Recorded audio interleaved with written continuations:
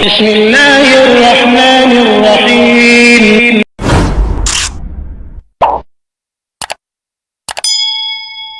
और आपका channel free coaching centre को सब्सक्राइब करें और बेल की घंटी को ऑन करें ताकि आने वाली हर वीडियो आपको टाइम पे मिलती रहे। अस्सलाम वालेकुम, welcome to career management foundation. Let's go.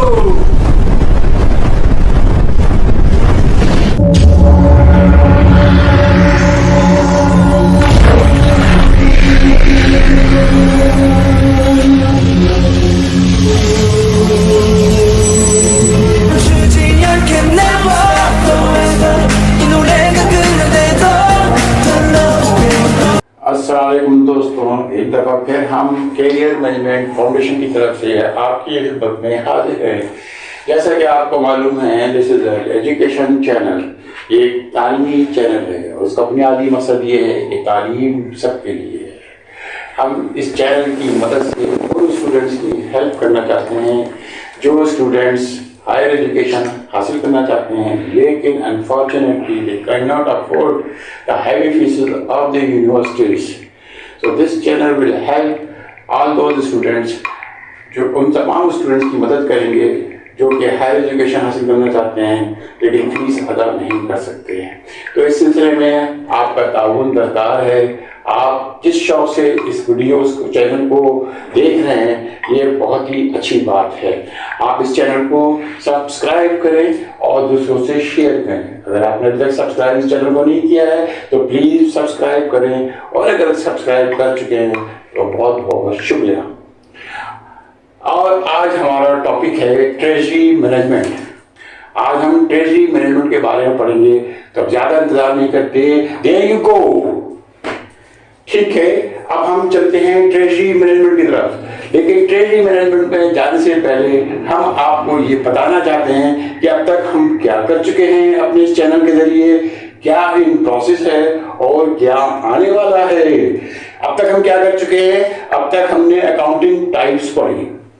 Number 1, accounting types की वीडियो हमने आप शेयर कर चुके हैं। इसके अलावा हमने एंट्रीज क्लासिफिकेशन, अकाउंटिंग एंट्रीज जो होती हैं उसकी क्लासिफिकेशन की एक वीडियो हम रिलीज कर चुके हैं। इसके अलावा फाइनेंशियल स्टेटमेंट्स क्या होते हैं, फाइनेंशियल स्टेटमेंट्स क्या होते हैं, उसके कंपोनेंट्स कौन कौन से होते हैं। There are 4 component: balance sheet, income statement, cash flow and detailed earning. All we have detail discuss in our previous videos. तो ये वीडियोस भी हम आपकी खिदमत में पेश कर चुके हैं। इसके अलावा हमने कुछ मोटिवेशन डिस्कशन भी आपके साथ शेयर किया हुआ है, जिसमें टाइम मैनेजमेंट, रिस्क और तरक्की कैसे मुमकिन है, ये वीडियोस भी अब तक हम आपसे शेयर कर चुके हैं। अगर आपने अब तक ये वीडियोस नहीं देखी हैं, प्लीज ये वीडियोस देखें और आखिर तक देखें, ताकि आपको आपकी नॉलेज में भी इजाफा होगा और आप उस जहाज में भी हिस्सा लेंगे जो हम और आप सब मिलके कर रहे हैं उन स्टूडेंट की मदद के तौर पे जो स्टूडेंट हायर एजुकेशन हासिल करना चाहते हैं लेकिन फीस हैवी फीसेस की वजह से नहीं कर सकते। अब क्या चीज एक प्रोसेस है जिसके हमने कुछ पार्शियली वीडियोस डाल दी हैं और अभी तक वो वीडियोस फाइनल नहीं हुई हैं। उसमें एक डेप्रिसिएशन है, उसकी एक वीडियो आ चुकी है, मजीद उसकी वीडियोस आने वाली है। इसी तरह इन्वेंटरी मैनेजमेंट है कि इन्वेंटरी को किस तरह मैनेज किया जाता है, इसकी भी एक वीडियो आ चुकी है, मजीद वीडियोस इसकी आने वाली है। इसी तरह इंग्लिश के अंदर हमने 2 वीडियो डाल चुके हैं, नाउन्स और प्रोनाउन। पार्ट ऑफ स्पीच के हवाले से हमारी एक सीरीज चल रही है और उसमें हम नाउन और प्रोनाउन की 2 वीडियोस डाल चुके हैं और कंप्यूटर क्लासेस भी हम इंट्रोड्यूस कर चुके हैं और इंशाल्लाह इसकी मजीद वीडियोस आने वाली हैं। अब क्या आने वाला है, क्या चीज आने वाली है? इसमें ट्रेजरी मैनेजमेंट है जिसकी एक क्लास हम आज लेंगे। इंग्लिश की पार्ट ऑफ स्पीच के तौर पे वर्ब की एक क्लास वीडियोस आने वाली हैं। इसके अलावा हमारे पास स्टैंडर्ड कॉस्टिंग के हवाले से वीडियोस हम डालने वाले हैं। इसके अलावा जॉब ऑर्डर कॉस्टिंग की वीडियोस हम डालने वाले हैं। एनालिसिस ऑफ फाइनेंशियल स्टेटमेंट के हवाले से हम वीडियो डालने वाले हैं। बैंक रिकंसिलिएशन के हवाले से वीडियो डालने वाले हैं। मोटिवेशन डिस्कशन में हम स्ट्रेस मैनेजमेंट और नाउमीदी कुफर है और इसी तरह स्किल डेवलपमेंट और लीडरशिप के ऊपर हम वीडियोस डालने वाले हैं। इंशाल्लाह ये सब वीडियोस बहुत जल्द आप देख सकेंगे। Now we turn to our topic, treasury management.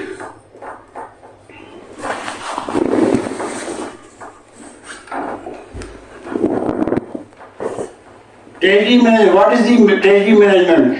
Every company have this department. Every corporate company has this department which directly related to the account department. ये account department का एक section होता है treasury management, और हर company के अंदर, हर corporate company के अंदर treasury management एक section के तौर पे independently काम कर रही होती है। Treasury management can be defined how as the planning, arranging and controlling of finance and working capital.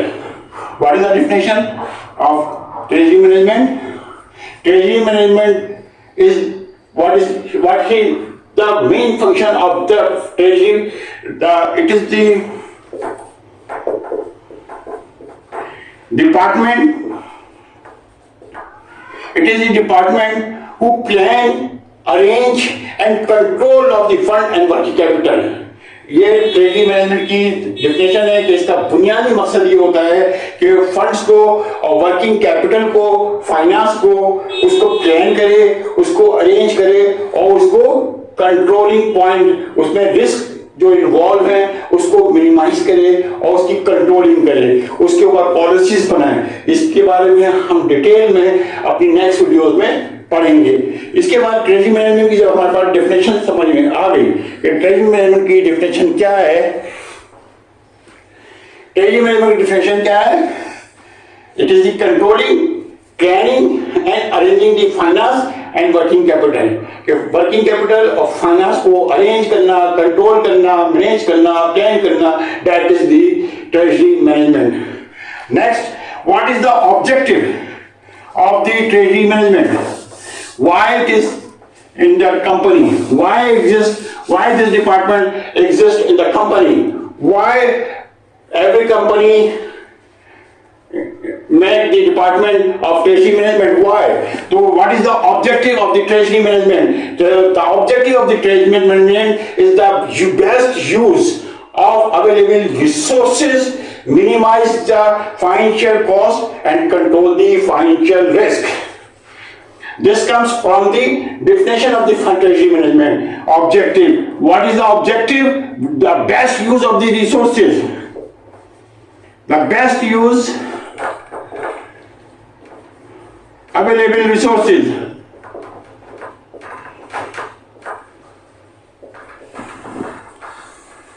Minimize the financial cost.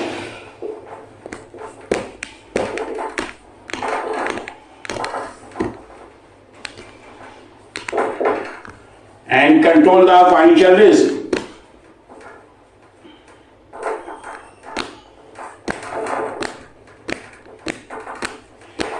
There are three objectives of the treasury management. Number one, the best use of available resources, यानी कि जो भी company के पास resources available मौजूद हैं, funds के, finance के, उनको बेहतरीन तरीके से यूज करना है, बेस्ट अवेलेबल तरीके से उसको यूज करना है। उसमें कोई मिसयूज नहीं होना चाहिए, उसमें कोई प्रॉब्लम नहीं होना चाहिए।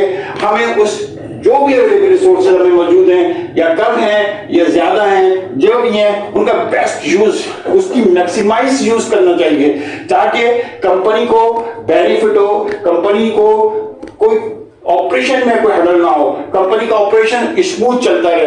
अगर हम अवेलेबल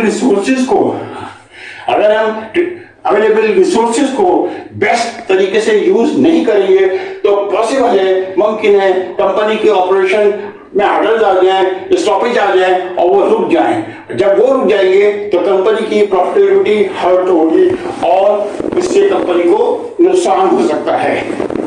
इसी तरह मिनिमाइज द फाइनेंशियल कॉस्ट। दूसरा ऑब्जेक्टिव क्या है कि जो उसकी फाइनेंशियल कॉस्ट है, उस फंड अवेलेबल को इस तरह यूज करे कि उसकी कॉस्ट मिनिमाइज हो, कम से कम हो।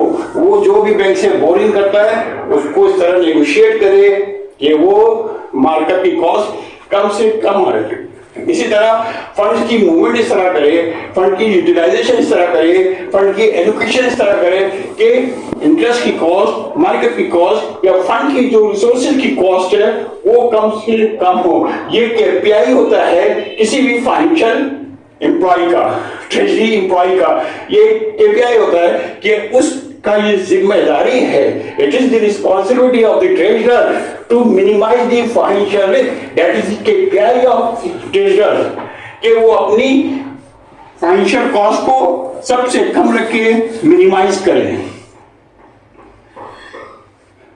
तीसरा ऑब्जेक्टिव क्या है? Control the financial risk. अब आपके पास मुख्तलिफ किस्म के फाइनेंशियल रिसोर्सेज अवेलेबल है और उसमें सब में रिस्क मौजूद है, बैंक का रिस्क मौजूद है, वेंडर का रिस्क मौजूद है, मुख्तलिफ किस्म के रिस्क मौजूद हैं। जब आप बोरो करते हैं तो रिस्क इन्वॉल्व हो जाता है, जब आप फंड को यूटिलाइज करते हैं तो यूटिलाइजेशन में भी रिस्क इन्वॉल्व हो जाता है, तो वो रिस्क आपके कंट्रोल में होना चाहिए। इसको ये भी एक इसका पार्ट है, इसका फंक्शन है। तो ये ऑब्जेक्टिव है ट्रेजरी मैनेजमेंट के। 3 ऑब्जेक्टिव हमने पढ़े ट्रेजरी मैनेजमेंट के: control the financial cost, minimize the financial cost, control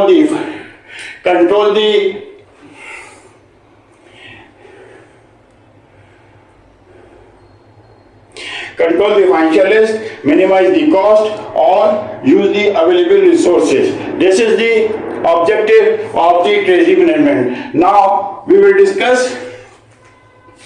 the function of the treasury department. कि फाइनेंशियल ट्रेजरी डिपार्टमेंट के फंक्शन क्या होते हैं, उसका काम क्या होता है, उसकी बेसिक रिस्पॉन्सिबिलिटी क्या होती है, उसकी जेडी क्या बनेगी।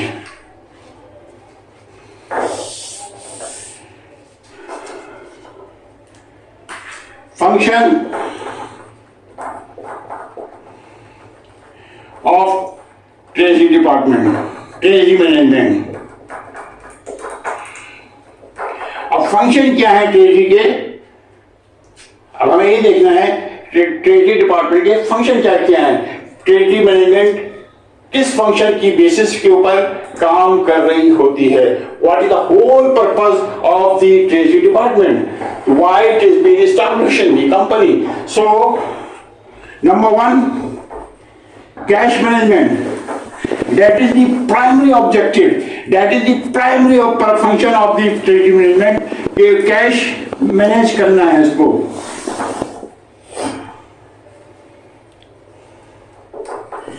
Cash management, that is the primary function of the treasury department, कि जो भी कैश उसके पास मौजूद है, जो भी कैश उसके पास अवेलेबल है, जो भी रिसोर्सेज है उसके पास कैश को, उसको प्रॉपर्ली मैनेज करें। अभी कैश क्या हो सकते हैं? कैश 2 टाइप के होते हैं, एक तो पेमेंट्स होगी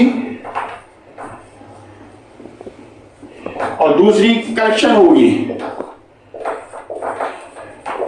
कंपनी जो सेल कर रही होगी अपनी प्रोडक्ट को या अपनी सर्विस को, तो कस्टमर से कलेक्शन करना। तो ये ट्रेजरी डिपार्टमेंट की जिम्मेदारी है कि कस्टमर से टाइमली, करेक्टली, एक्यूरेटली कैश को, फंड्स को कलेक्ट करें ताकि कंपनी के पास कैश की शॉर्टेज ना हो। कस्टमर ये कैश इनफ्लो कराएगा, कलेक्शन, यानी कि आपके पास एक कैश आएगा तो वो कैश कहां से आएगा? वो कस्टमर से आएगा कि आपको कस्टमर से कैश लेना है against the sale, against the service provided to the customer. उसके अगेंस्ट जो भी आपने कस्टमर की रिसीवेबल है उसको आपको फॉलो करके प्रॉपर्ली कलेक्ट करना है। Number 2, payments. अब कलेक्शन हो गई, दूसरी चीज है पेमेंट। अब आपको फंड अरेंज करना है कि आप वेंडर्स को, सप्लायर्स को, बैंक्स को, एम्प्लॉइज को पेमेंट्स कर सके इन टाइम। दूसरा फंक्शन क्या हुआ कैश मैनेजमेंट में? पेमेंट्स। पेमेंट किस किस को हो सकती है? That is possible to employ, customer और वेंडर और बैंक्स। तो इनको पेमेंट टाइम पे हो, प्रॉपर हो, इसको कैश को अरेंज करने की जिम्मेदारी ट्रेजरी डिपार्टमेंट की होती है। दूसरी दूसरा फंक्शन क्या है इसका? Liquidity management.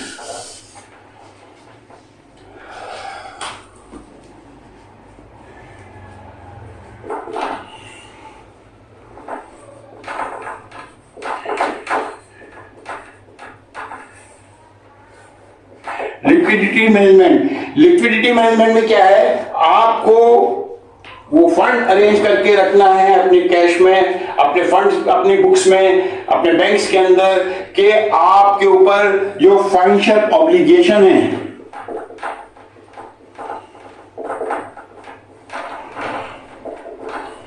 वो टाइम पे पूरी हो। मसलन अगर कोई हर चीज है और उनकी कोई मैच्योरिटीज आ रही हैं, या पीडीसी चेक आपने इशू किए हुए हैं और उनकी भी डेट्स आ रही हैं, तो उन डेट्स पे और मैच्योरिटीज पे आपके पास अवेलेबल फंड होना चाहिए, ताकि ये जो फाइनेंशियल ऑब्लिगेशन है, जो आपने कमिटमेंट दी हुई है, वो फुलफिल हो। दूसरा, लिक्विडिटी मैनेजमेंट में क्या काम होता है? Payment to the vendor and employ and banks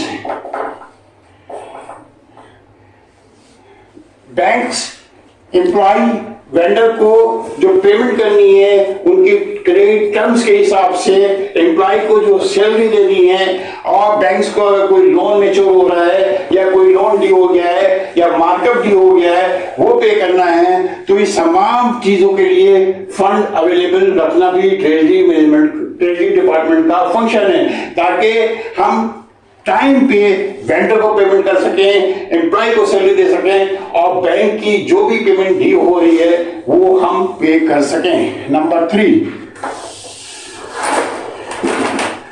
three क्या है?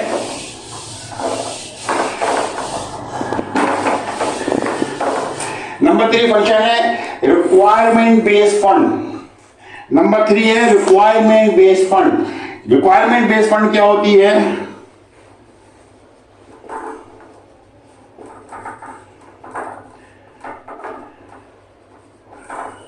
रिक्वायरमेंट बेस्ड फंड यानी कि एक तो पेमेंट आपकी रूटीन की रेगुलर पेमेंट है जो आप वेंडर को कर रहे हैं, बैंक को करनी है, और आपको एम्प्लॉय को करनी है, जो कि नोन है और आपको मालूम है, आपने प्लान किया हुआ है, बजट किया हुआ है। लेकिन कुछ रिक्वायरमेंट बेस्ड पेमेंट होती है। फर्स्ट कीजिए, कंपनी ने डिसाइड किया है कि कोई लैंड परचेज करनी है, कोई मशीनरी प्लांट परचेज करना है, कोई बिल्डिंग परचेज करनी है, कोई व्हीकल खरीदना है, तो ये रिक्वायरमेंट है। तो ये रिक्वायरमेंट बेस्ड प्लान है, कोई रेगुलर प्लान नहीं है आपका पेमेंट का। तो इस रिक्वायरमेंट बेस्ड फंड के लिए भी हमको फंड अवेलेबल रखना है कंपनी के अंदर। इसके बाद फोर्थ फंक्शन है deployment of best utilization of fund.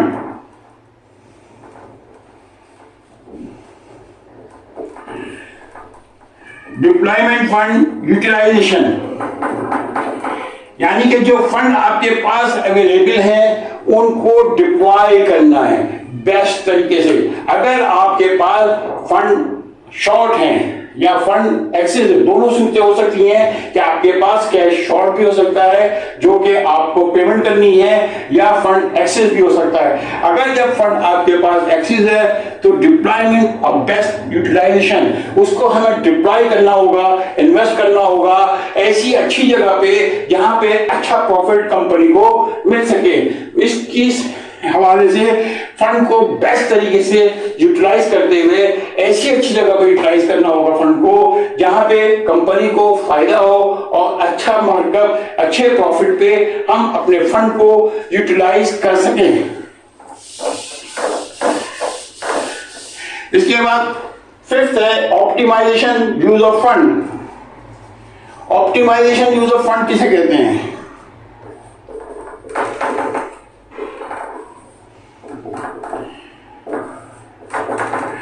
यानी कि फंड को ऑप्टिमाइज यूज करना है, फंड को ऑप्टिमाइज यूज करना है हमको।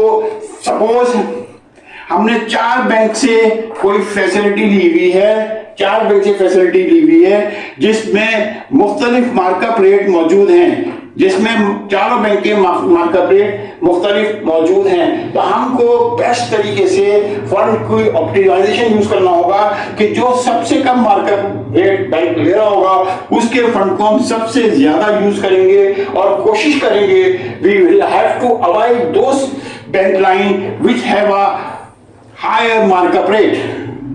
हम उन बैंक की लाइंस को या उन बैंक की बोरिंग को यूज करने से अवॉइड करेंगे जिसकी मार्कअप रेट की कॉस्ट ज्यादा होगी। हम बेस्ट तरीका यूज करेंगे, हम अपनी लिमिट को वहां ज्यादा यूज करेंगे जिसका रेट सबसे कम होगा और जिसका सबसे ज्यादा होगा उनको हम कम से कम कोशिश करेंगे कि इसको यूटिलाइज कर सकें। और जैसे जैसे हमारे पास एक्सेस फंड आता रहेगा हम उन लिमिट्स को सबसे पहले सबसे ज्यादा जो मार्कअप का रेट होगा हम उसको कम करने की कोशिश करेंगे, उसके बाद उससे कम, उससे बाद उसके कम। ठीक है, जैसे जैसे हमारे पास फंड आते जाएंगे हम सबसे ज्यादा मार्कअप रेट वाले को पे कर देंगे, उसके बाद उससे ज्यादा कम वाले को, उससे कम वाले को, और कोशिश ये करेंगे कि वो फंड जिसकी कॉस्ट सबसे कम है, जिसका मार्कअप रेट सबसे कम है, उसको यूज करें। नंबर 4 है रिस्क मैनेजमेंट।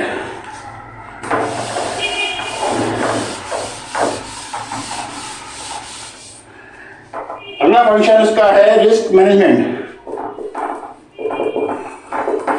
जब हम कोई बोरो करते हैं बैंक से तो साथ ही साथ रिस्क भी आ जाते हैं। अब हमारे पास फंड में रिस्क जो भी है उसको मिनिमाइज करना ट्रेजरी डिपार्टमेंट का ही एक फंक्शन है। सपोज कस्टमर से टाइम पे पेमेंट लेना, उसमें जो आप टाइम पे पेमेंट नहीं ले पा रहे हैं तो उससे आपकी कॉस्ट बढ़ रही है, फाइनेंशियल कॉस्ट में इजाफा हो रहा है। लिहाजा ये कोशिश करें कि कस्टमर से आप टाइम टू टाइम वक्त पे पेमेंट लें जो कि टर्म्स एंड कंडीशन एग्रीड हुई हैं। इसी तरह अगर हमने बैंक से कोई बोरिंग की है तो उसमें मुख्तलिफ किस्म के रिस्क इन्वॉल्व हो जाते हैं। हमने कोई प्लेज किया हुआ होता है या हमने कोई चार्ज दिया हुआ होता है, तो हम उस रिस्क को इतने बेस्ट तरीके से यूटिलाइज करें कि कोई रिस्क ऐसा ना हो कि उस रिस्क की वजह से कंपनी को कोई हिट पड़ जाए। ठीक है, इसके बाद है currency management. Next step, next function जो है वो है करेंसी मैनेजमेंट।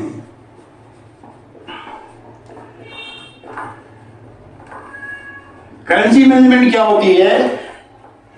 करेंसी मैनेजमेंट से कहते हैं वो कंपनी, दोस्त company which have import and export business, उनके पास डॉलर या कोई भी फॉरेन करेंसी आ भी रही होती है और जा भी रही होती है। तो उन फॉरेन करेंसी को बेस्ट तरीके से यूटिलाइज करना। जब आपके पास डॉलर या कोई और दूसरी करेंसी, यूरो या करेंसी एक्सपोर्ट की शक्ल में आपके पास आ रही है तो उसको बेस्ट तरीके से बैंक से नेगोशिएट करें, मुख्तलिफ बैंक से रेट लें और देखें कि बेस्ट रेट कौन सा बैंक दे रहा है और उसको कम्पीट करें ताकि आपको बेस्ट रेट मिले और आपकी अमाउंट ज्यादा से ज्यादा अच्छे रेट पे रियलाइज हो। इसी तरह जब आप इंपोर्ट करने जा रहे हो तो इंपोर्ट पे भी आप तमाम बैंक से रेट लेके कंपेयर करें और उसको compete करने की कोशिश करें ताकि रेट कम से कम लगे आपको और आपकी कॉस्ट कम से कम हो। बाद में ऐसा भी होता है कि आपके पास फॉरेन करेंसी आ भी रही होती है और एक्सपोर्ट की शक्ल में और इंपोर्ट की शक्ल में जा भी रही होती है। सपोज डॉलर की एक्सपोर्ट आपके पास इन हुई है और यूरो की शक्ल में आपके पास से जा रहे हैं इंपोर्ट के लिए। तो हम बैंक से कोई ऐसा अरेंजमेंट कर सकते हैं कि भाई ये डॉलर हमारे पास आ रहे हैं, ये यूरो आपके पास से जा रहे हैं, तो इसको स्वैप करें, इसको स्वैप करें ताकि डॉलर भी हम आपसे ले रहे हैं, यूरो आपको दे रहे हैं, यूरो भी आपको आपसे खरीद रहे हैं, तो आप इसको स्वैप करें और उनको रेट में डिस्काउंट दें। तो इस सूरत में ये स्वैप कराता है और बैंक एक अच्छा डिस्काउंट हमको देता है।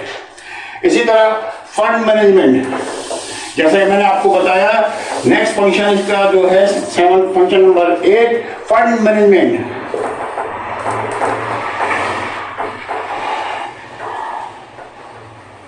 फंड मैनेजमेंट क्या होता है कि आपको अपनी मार्कअप की कॉस्ट को मिनिमाइज रखना है, आपने अपनी मार्कअप की फाइनेंशियल कॉस्ट को मिनिमाइज रखना है, आपने अपने बैंक चार्जेस को मिनिमाइज रखना है। तो बैंक से आपको इस तरह रेट नेगोशिएट करने होंगे कि वो आपको कम से कम बैंक चार्जेस लगाए, कम से कम चीजों पे आपको बैंक चार्जेस लगाए और बहुत सारी चीजों पे आपको एक्सेप्शन दे। इसी तरह मार्कअप कॉस्ट आपको कम से कम मार्कअप कॉस्ट लगा के दे ताकि आपकी फाइनेंशियल कॉस्ट कम लगे। ये आपको बैंक से नेगोशिएट करना पड़ेगा। इसमें आपको अपना बिजनेस देखना पड़ेगा कि आपका बिजनेस का साइज क्या है और अपने इस बिजनेस के केक को आप कितने पीसेस कर सकते हैं। आपका एक बिजनेस का केक है,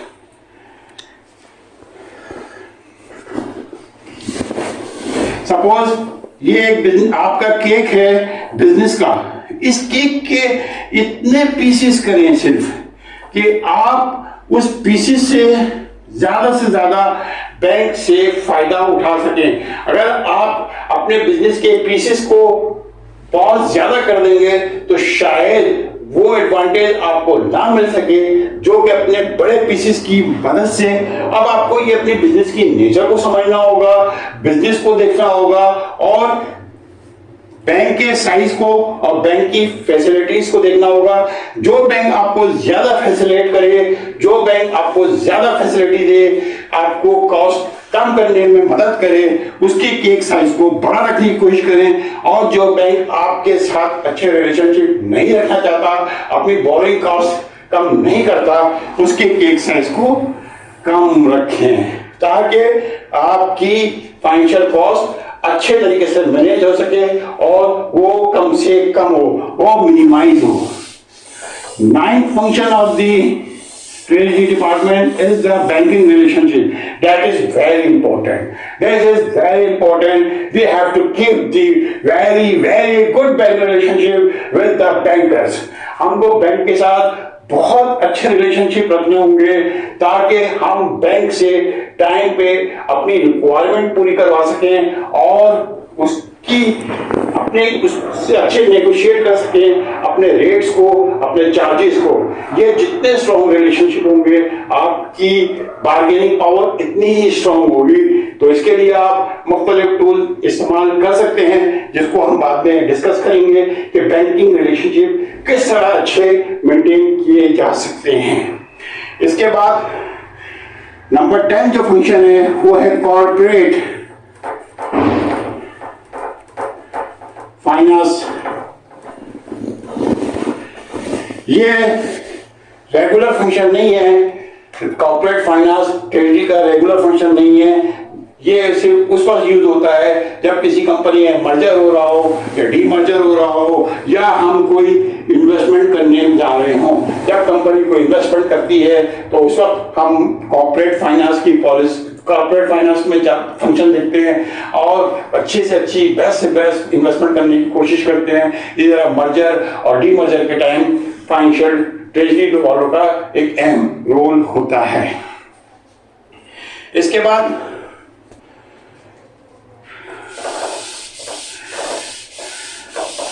ये तो हमने पढ़ लिया ट्रेजरी मैनेजमेंट के फंक्शन। अब हम बात करेंगे कि कैश को कैसे मैनेज किया जाता है। इसके लिए ट्रेजरी डिपार्टमेंट बनाता है कैश बजट, जो कि डिपेंडिंग होता है रिसीप्ट और पेमेंट्स पे।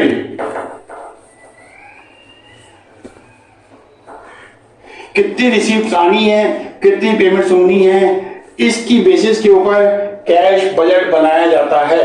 इसका किसी भी तरह एक्रूअल से कोई ताल्लुक नहीं होता, पेएबल से कोई ताल्लुक नहीं होता, रिसीवेबल से कोई ताल्लुक नहीं होता।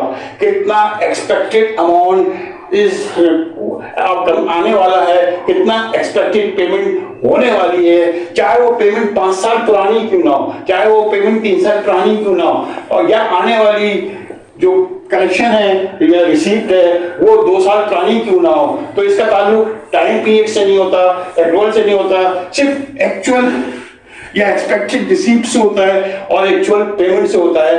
टाइमलाइन इसकी कुछ भी हो सकती है, ये लाइबिलिटी या ये पेमेंट्स कभी की भी हो सकती है और रिसीप्ट भी कभी की हो सकती है। तो ये रिसीप्ट और ये पेमेंट्स, इन 2 नंबर्स की बुनियाद पे कैश बजट बनाया जाता है, जो कि जिसका सिंपल फार्मूला क्या होता है, बहुत सिंपल फार्मूला इसका कि opening cash plus received cash minus payments is equal to closing cash.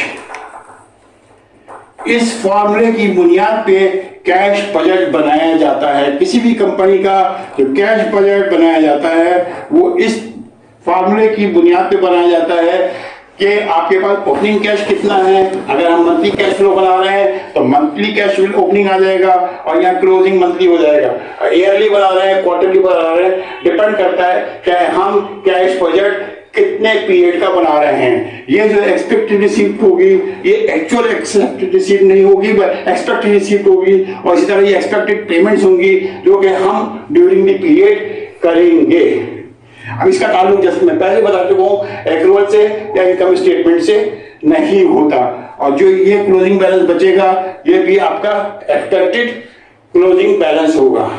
तो मेरी रिक्वेस्ट है कि आप इस चैनल को सब्सक्राइब करें, दूसरों से भी शेयर करें, क्योंकि ये एक तालीमी चैनल है और उसका बुनियादी मकसद उन स्टूडेंट्स की मदद करना है जो कि अभी तक आला तालीम हासिल करना चाहते हैं लेकिन हैवी फीसेस की वजह से नहीं कर सकते।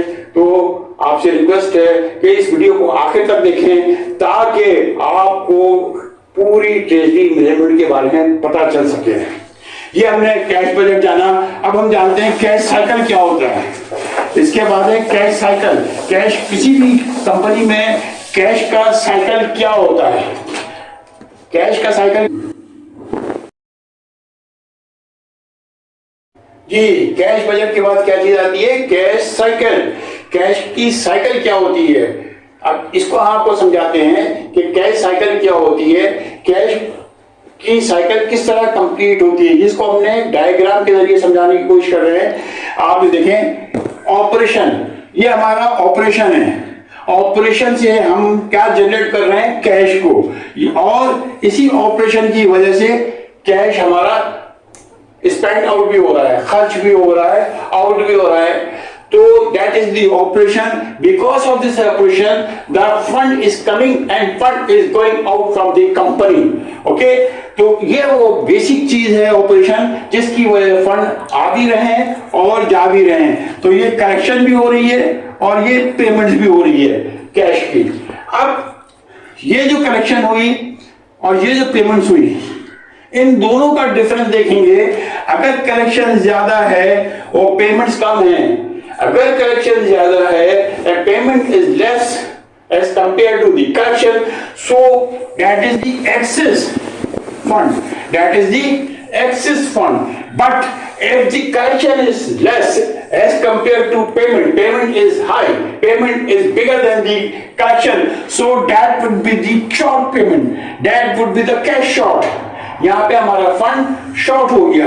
अगर कलेक्शन ज्यादा है और पेमेंट कम है तो कैश हमारे पास फंड एक्सेस होगा, और अगर पेमेंट ज्यादा है कलेक्शन कम हुई है तो हमारे पास फंड शॉर्ट हो जाएगा। अब हमें क्या करना है, कंपनी की ऑपरेशन को तो हमें चलाना है। अगर शॉर्ट है ऑपरेशन रुक जाएगा, इसको तो हमें हर हाल में चलाना है, क्योंकि अगर ये रुका तो कंपनी को नुकसान हो सकता है। इसलिए हम क्या करेंगे, बोरो करेंगे, हम बैंक के पास जाएंगे, हम लॉन्ग टर्म या शॉर्ट टर्म जो अभी हम आपको बातें पढ़ाएंगे कि फंड्स किस तरह अरेंज होते हैं और फंड्स की कितनी किस्में होती हैं। ये मुख्तलिफ किस्म से हम बोरो कर सकते हैं। ये रनिंग फाइनेंस भी हो सकता है, ये FFB लोन भी हो सकता है, ये LFB लोन भी हो सकता है, ये आपका प्रेज भी हो सकता है, प्रेज लोन भी हो सकता है, ये प्री शिपमेंट लोन भी हो सकता है, पोस्ट शिपमेंट लोन भी हो सकता है। मुख्तलिफ किस्म के लोन की किस्में हैं। Dollar loan, foreign currency loan भी ले सकते हैं। ये हम आपको शॉर्ट टर्म लोन और लॉन्ग टर्म लोन बोरिंग के अंदर आपको पढ़ाएंगे। जब ये वीडियो आएगी तो आप लाजिम है ये वीडियो जरूर देखिएगा, तो आपको पता चलेगा कि बैंक से हम कितने किस्म की बोरिंग कर सकते हैं। अगर फंड एक्सिस है तो फिर क्या करेंगे? हम बैंक में तो नहीं रह सकते, अपने पास तो नहीं रह सकते, ये तो जाया हो जाएगा, कंपनी का नुकसान है। तो हम क्या करेंगे? एक्सिस फंड को इन्वेस्ट कर देंगे, एक्सिस फंड को इन्वेस्ट कर देंगे ताकि कंपनी को प्रॉफिट हो, मार्कअप मिले, प्रॉफिट मिले। तो अगर शॉर्ट है तो हम बोरो करेंगे, अगर एक्सिस है तो इन्वेस्ट करेंगे। बोरो जो करेंगे उसकी मैंने आपको बताया शॉर्ट टर्म और लॉन्ग टर्म बोरिंग है, वहां आपको बताएंगे नेक्स्ट वीडियो में कि शॉर्ट टर्म बोरिंग क्या होती है, लॉन्ग टर्म बोरिंग क्या होती है और इसको हम किस तरह बैंक से ले सकते हैं। इसी तरह एक्सिस होगा तो इन्वेस्ट करेंगे, ये भी हम आपको बताएंगे कि इन्वेस्ट करेंगे तो कहां कहां हम इन्वेस्ट कर सकते हैं ताकि कंपनी को अच्छे से अच्छा, ज्यादा से ज्यादा प्रॉफिट मिल सके। इसके बाद अगला जो स्टेप है ट्रेजरी मैनेजमेंट का वो है मोटिव ऑफ कैश होल्डिंग। भाई कैश रखने का फायदा क्या है, कैश क्यों रखा जाता है? Motive of cash holding, cash रखने के क्या फायदा है, क्या वजह है, क्या ऑब्जेक्टिव है, कैश को क्यों रखा जाता है, इसको हम आपको बताते हैं। लेकिन इससे पहले आपसे रिक्वेस्ट है कि इस चैनल को आप सब्सक्राइब करें। अगर अभी तक आपने सब्सक्राइब नहीं किया है तो प्लीज सब्सक्राइब दिस चैनल, और अगर कर चुके हैं तो बहुत बहुत शुक्रिया। Thank you very much for subscribing this channel. Now what is the motive of the cash holding? इसके क्या मोटिव है? Number 1 transaction motive, number 1 transaction motive. Cash रख, जैसे ये मिसाल आप घर पे ले सकते हैं कि आपने कैश घर पे क्यों रखा हुआ है? वही आपको डॉक्टर को दिखाना है, ग्रोसरी परचेज करनी है, आपको इलेक्ट्रिसिटी का बिल पे करना है, गैस का बिल पे करना है, गार्ड्स की पेमेंट करनी है, मुख्तलिफ किस्म के खर्चे हैं जो कि आपको करने हैं। That's why we keep the money in house, घर में पैसे रखते हैं। तो ये ट्रांजैक्शन मोटिव है कि आपके पास एक ट्रांजैक्शन है जो आपको देने हैं, आपको ड्राइवर की सैलरी देनी है, आपको सर्वेंट की सैलरी देनी है, आपको मकान का किराया देना है, रेंट देना है, इलेक्ट्रिसिटी का बिल करना है। तो इन ट्रांजैक्शन के लिए आप पैसों को घर में अपने पास रखते हैं। Number 2 business transaction.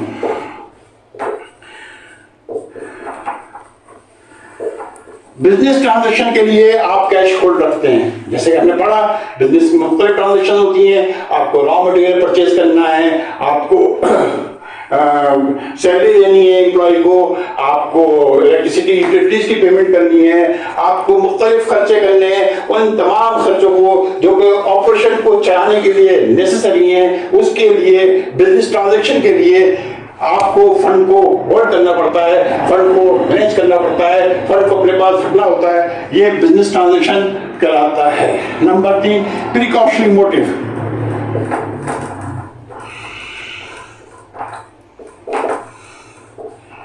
Precautionary motive क्या होता है? ये इमरजेंसी के लिए रख लेते हैं, बफर। खुदा न करे कल क्या हो जाए, कोई इमरजेंसी आ जाए, कोई मसला आ जाए, तो आपके पास फंड अवेलेबल होना चाहिए ताकि इमरजेंसी में उन फंड को यूज कर सकें। ऐसा ना हो कि हमें बोरो करना पड़ जाए। तो अगर कोई इमरजेंसी आ गई है, आ जाए, तो उसके लिए हम बफर में एक अमाउंट मेंटेन करके रखते हैं जिसको प्रिकॉशनरी मोटिव कहते हैं, या आप घर में भी देखते हैं, इसको बचत भी कह सकते हैं, इसको सेविंग भी कह सकते हैं। तो कंपनी भी कुछ प्रिकॉशनरी अमाउंट अपने पास अलग अकाउंट में रखती है ताकि कोई इमरजेंसी आ जाए, कोई प्रॉब्लम हो जाए, कोई इशू आ जाए तो उधर से उस फंड को यूटिलाइज कर सके। नंबर 4,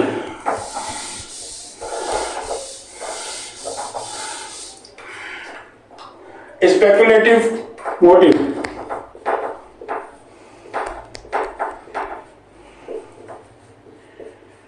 स्पेकुलेटिव मोटिव क्या होता है?